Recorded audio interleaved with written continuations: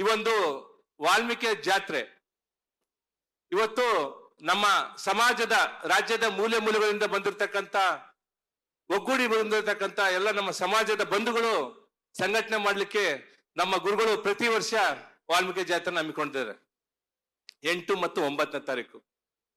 ತಮಗೆಲ್ಲ ನೆನಪಿರುವ ಹಾಗೆ ನಮ್ಮ ಸಮಾಜದ ಗುರುಗಳು ಸುಮಾರು 257 ದಿನಗಳ ಕಾಲ ಮೀಸಲಾತಿಗೋಸ್ಕರ ಹಗಲು ರಾತ್ರಿ ಮಳೆ ಬಿಸಿಲಿನಿಂದ ಧರಣಿ ಕೂತ್ರು.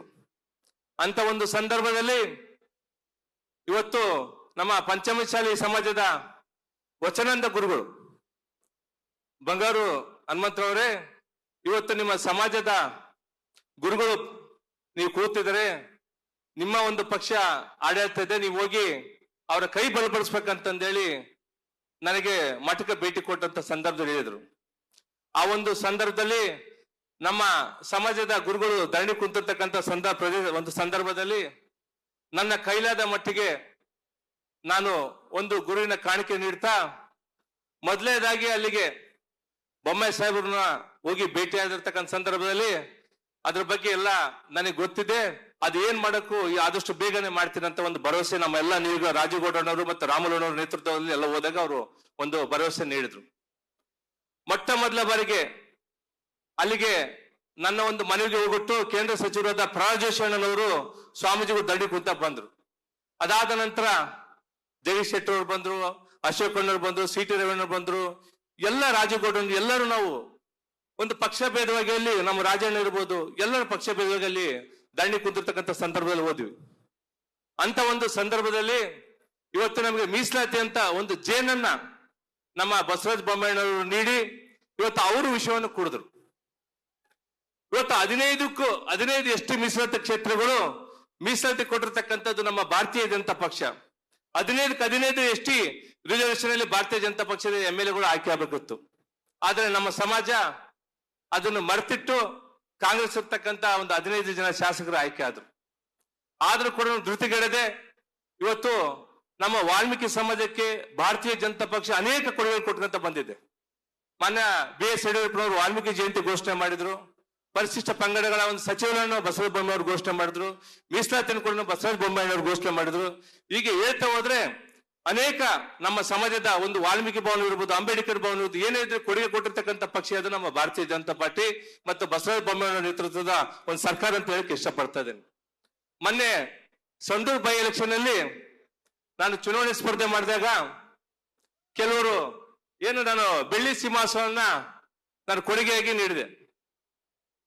ಯಾವುದಕ್ಕಂದ್ರೆ ನಮ್ಮ ವಾಲ್ಮೀಕಿ ಸಮಾಜಕ್ಕೆ ಮತ್ತು ಪಂಚಮಶಾಲಿ ಪೀಠಕ್ಕೆ ಕೂಡ 2 ಬೆಳ್ಳಿ ಸಿಂಹಾಸನ ಕೊಡುಗೆಯಾಗಿ ನೀಡಿದೆ. ಅಂತ ಒಂದು ಸಂದರ್ಭದಲ್ಲಿ ನಮ್ಮ ವಿರೋಧಿಗಳು ಕೊಡುಗೆಗೆ ಹೆಂಗ್ ನೀಡಿದಾರೆ ಅಂತಂದ್ರೆ ಅದನ್ನು ಕೂಡ ಚುನಾವಣೆ ಸಹ ಅಬ್ಜೆಕ್ಷನ್ ಹಾಕಿದ್ರು.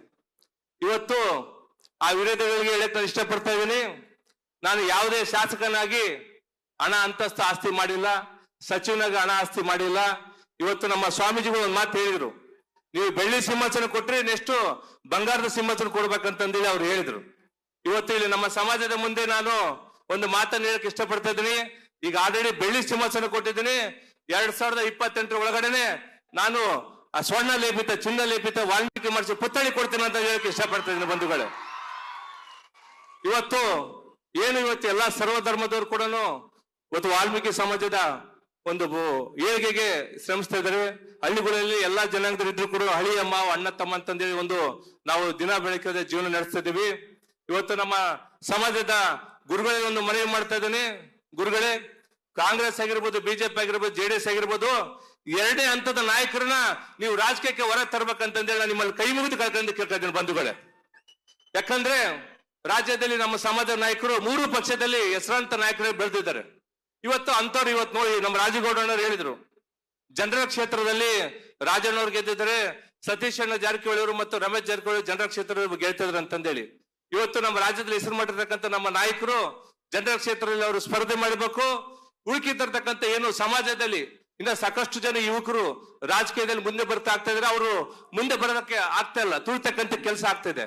ದಯವಿಟ್ಟು ಅವ್ರನ್ನ ತಾವೆಲ್ಲ ಮುಂಚೂಣಿ ತಂದು ಮುಂಬರ್ತಕ್ಕಂಥ ಒಂದು ಚುನಾವಣೆ, ತಾಲೂಕ್ ಪಂಚಾಯತ್ ಆಗಿರ್ಬೋದು, ಜಿಲ್ಲಾ ಪಂಚಾಯತ್ ಇರ್ಬೋದು ಅಥವಾ ವಿಧಾನಸಭಾ ಚುನಾವಣೆಯಲ್ಲಿ ನಮ್ಮ ಸಮಾಜದ ಯುವಕರನ್ನ ತಾವು ಬೆಳೆಸ್ಬೇಕಂತಂದೇಳಿ ಈ ಒಂದು ಕಾರ್ಯಕ್ರಮದಲ್ಲಿ ನನಗೆ ಮಾತಾಡಲಿಕ್ಕೆ ಅವಕಾಶ ಮಾಡಿಕೊಡ್ತಕ್ಕಂತ ಎಲ್ಲರಿಗೂ ನಾನು 2 ಮಾತು ಮುಗಿಸ್ತಾ ಈ ಒಂದು ಜಾತ್ರೆ ಸಮಿತಿಯ ಅಧ್ಯಕ್ಷರಾಗಿರ್ತಕ್ಕಂತ ನಮ್ಮ ದೇವೇಂದ್ರಪ್ಪಣ್ಣನವರು ಮತ್ತು ನನ್ನ ಸಹೋದರ ದಾಸ್ಕರಪ್ ಶ್ರೀನಿವಾಸ್ ಅವರು ಹಗಲು ರಾತ್ರಿ ಒಂದು ಇದಕ್ಕೆ ಶ್ರಮ ಪಟ್ಟಿದ್ದಾರೆ ಮತ್ತು ನಮ್ಮ ಗುಮ್ನೂರ್ ಶ್ರೀನಿವಾಸ್ ಅವರು ಎಲ್ಲರಿಗೂ ನಾನು ನಮಸ್ಕಾರವನ್ನು ತಿಳಿಸುತ್ತಾ ಇಲ್ಲಿ ಎಲ್ಲರಿಗೂ ನನ್ನ 2 ಮಾತು ಮುಗಿಸಿ ನನ್ನ ನಮಸ್ಕಾರವನ್ನು ತಿಳಿಸ್ತಿದ್ದೇನೆ.